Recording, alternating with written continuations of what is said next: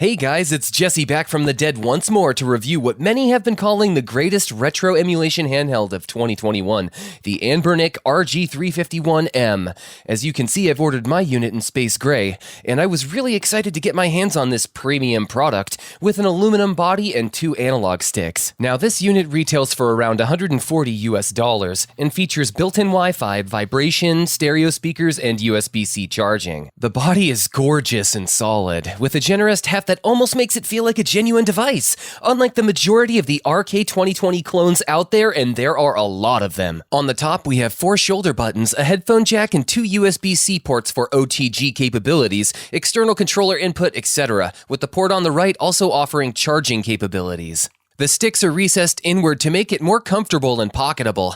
The D-pad a bit stiff but large and comfortable, with a feel quite similar to the original NES control pad. On the right is a smooth and welcome volume slider, considering that many of these Chinese handhelds don't give you direct control over volume levels. And on the bottom we see the stereo speakers, a reset button, and a micro SD card slot, but the included 64GB memory card is unbranded and therefore should be replaced to ensure speed and reliability, should you choose to add more games or install custom firmware. Time for us to flip it over and see the back and, wow, take a look at that!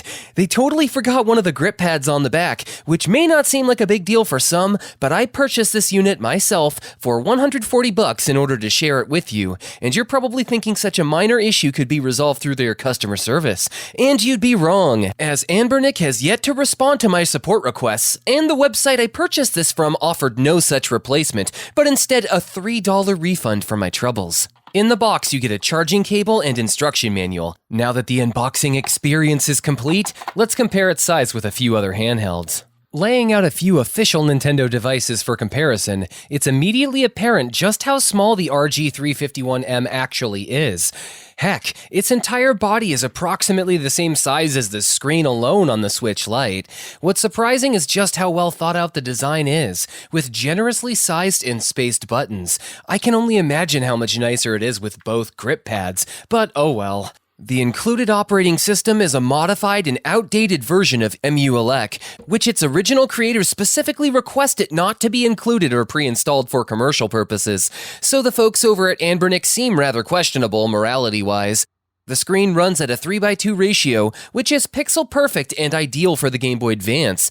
But with a low pixel count, many other systems are crudely stretched, with uneven pixels and shimmering, which require a little bit of tinkering in RetroArch to correct. An odd choice here, but it's vibrant and bright, without the screen tearing that is often noticeable and jarring in less expensive devices. Out of the box, PS1 emulation is a mess, but keep in mind there are a variety of custom firmwares you can install, with my personal favorites being ArcOS and 351Elec, which greatly improve performance across the board, with many additional systems being added compared to the serviceable but not quite good enough stock firmware.